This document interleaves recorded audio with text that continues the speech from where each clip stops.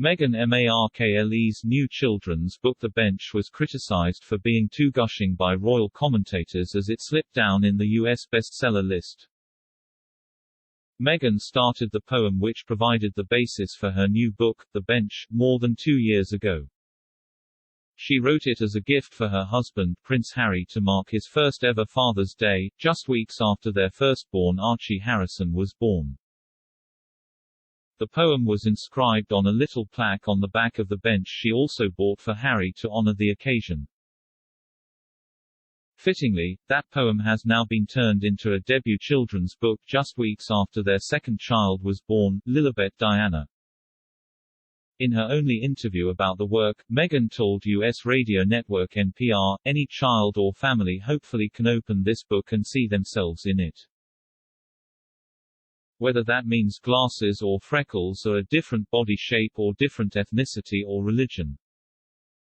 She also described it as a love story, but hoped that all readers would be able to access the universal message. Meghan said, "It's really just about growing with someone and having this deep connection. And this trust so that, be it good times or bad, you know that you had this person. I really hope that people can see this as a love story that transcends the story of my family." The book opens with the words, "This is your bench, where you'll witness great joy. From here you will rest, see the growth of our boy." Although the children's book soared straight to #1 on the New York Times bestsellers list.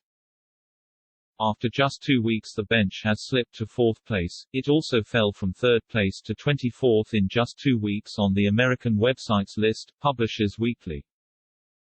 The Bench was not much of a hit in the UK, and reportedly sold just 3,212 copies in its first week, meaning it failed to gain a place in Britain's top 50 sales chart.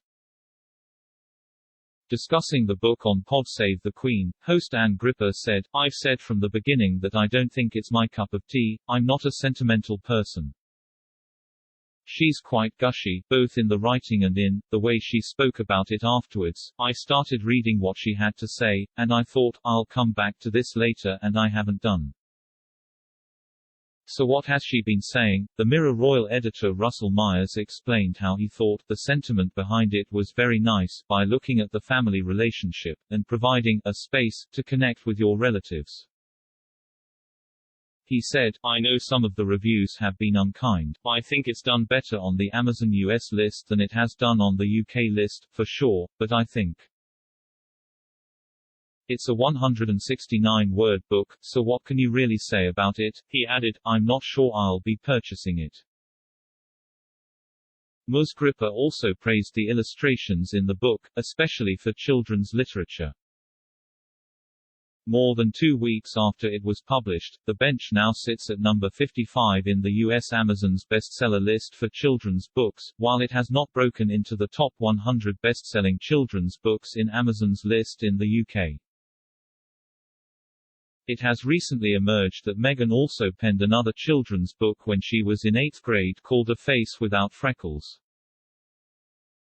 Is a Night Without Stars. Librarian of Congress Carla Hayden posted on Twitter how Meghan submitted her first book to the U.S. Copyright Office in 1996 and so it now sits in the Library of Congress. Explaining the book, Ms. Hayden said the Duchess extols the wonder of freckles with drawings and verse in the text. Like in The Bench, Meghan rhymes in her book from more than 20 years ago. It opens with the words, "Some people think freckles are strange, while I happen to disagree, because if I didn't have my freckles, then I would not truly be me."